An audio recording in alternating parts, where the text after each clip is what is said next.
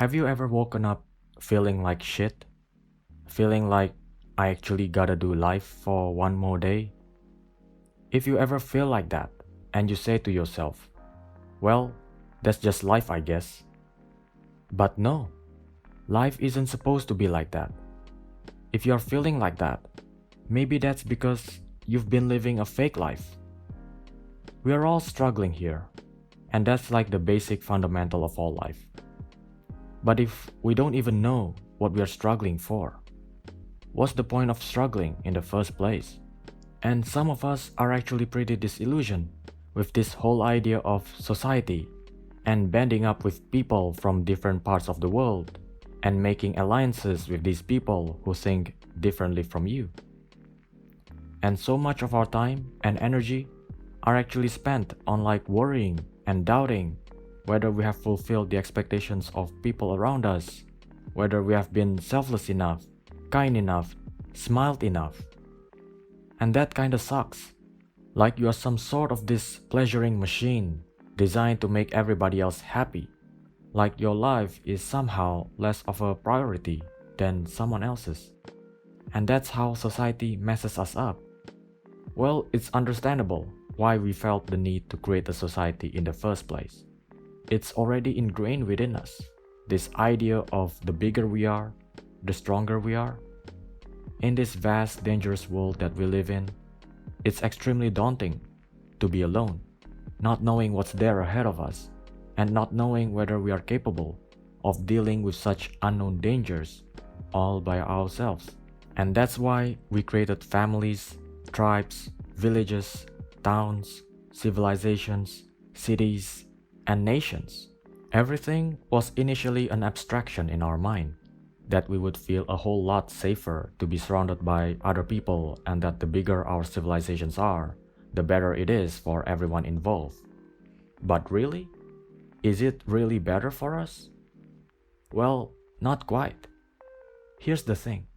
With big civilizations, we are talking about thousands and millions of people with different ideas, desires, and preferences. And now you're telling me to get along with everybody? This is where the disillusionment starts to creep in. How can we expect to keep ourselves happy while trying to please thousands of others like us? Before we dive into this more closely, we need to break these big civilizations down. Why do we create a tribe in the first place? There's a specific purpose behind its creation. A group of Homo sapiens banded together not only to feel safe against the dangers of wild beasts and unforgiving natures, but also because they felt they could have hunted more game, built more huts and tents, and accomplished more together. A group of fishermen believed by combining forces they could catch more fishes. A group of farmers believed by working together they could grow and harvest more crops. A troupe of dancers performs in the belief that they would make a much better spectacle together than only one dancer performing.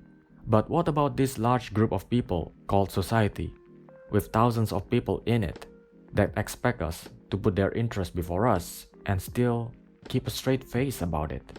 We just don't have the same interests as thousands of other people. We have different goals and preferences, and so certainly we shouldn't feel guilty of following our own intuitions and not being able to fulfill the expectations of our neighbors. Otherwise, everything then would become total chaos. We'd feel like these little insignificant things, constantly bombarded with expectations like dust particles in the air that have completely lost its grasp of reality, not knowing where we are and what we are supposed to do in this seemingly random universe. And that's where we are right now. Feeling tiny, futile, and powerless. The point of this video isn't to make someone who's already miserable even more miserable. No, it's for you to take back every bit of power you actually have and realize that you do belong somewhere in this vast universe. And that somewhere could be some place you have no idea of right now. Or it could be somewhere you already know deep down after years and years of secretly longing for it. In order to find this magical place where you can reclaim your personal freedom, first, You gotta take some time in getting to know more about yourself and discovering your ultimate desire and what you really want out of your life. If you don't know what you want, you'll be constantly living on the terms and conditions of those who do. Without discovering your own sense of purpose, you'll always go to parties that you never really enjoy anyway, just to please your fake buddies and feel validated that way. And you'll talk in a certain way and smile so widely your cheeks are getting burned, just because that's like the appropriate thing to do in society.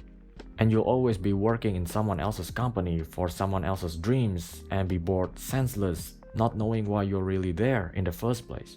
And whether it's going to a party, working for a company, or getting married with someone, these acts involve two or more people with a common purpose. You choose to go to a party because there you feel like getting wasted with like-minded people. And you choose to get married because you want to have kids with someone else. And you choose to work for someone because you are giving something of value to him and is giving you money for it. Every act of collaboration is designed with a certain purpose in mind. But if you do all these things and you're still not happy, perhaps that's because you're in the wrong group and you're living on someone else's idea of what a normal, acceptable person should be like. Of course, this desire to feel accepted is like the most ancient thing in the history of mankind. From young male Spartans receiving military training for 13 adolescent years, to studying for an exam, to growing up in a family. Much of what we do has always been geared towards gaining the recognition and approval from members of our tribe. And that's perfectly fine if we want to achieve what the group we are in wants to achieve. But here's the thing. What we call a social meetup nowadays is basically just a random gathering of random people who doesn't know what they really want, and so they just decide to hang out and pass some time together, pretending to be interested in whatever's being talked about. And then we wonder why some people keep to themselves. Absolutely convinced these people are total snobs. A group or a society is always built and designed for the self-interest of each individual, and never the other way around. If two or more people feel like they could accomplish more by getting together, then by all means, make a Facebook group or arrange a meetup of some kind with like-minded people. If only we sort of understand the significance of having a purpose, and that every form of coalition has a purpose behind it, perhaps we wouldn't look at some of the things we've been doing until now the same way as before. If we don't get along with certain people, then we no longer feel the need to change ourselves and fit ourselves into the acceptable norms of that particular environment, and instead just acknowledge that we have a clear intent of what we want to do. And until we find a few people who share a similar vision as us, we can allow ourselves to feel content with being alone just for a while. In a sense, we are thinking too broadly about the people we want to spend time with, believing we have to get along with absolutely everybody.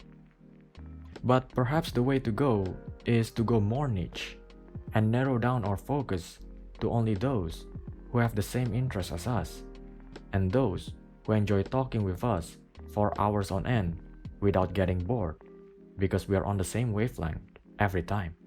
And then we can truly, finally say, that's time well spent.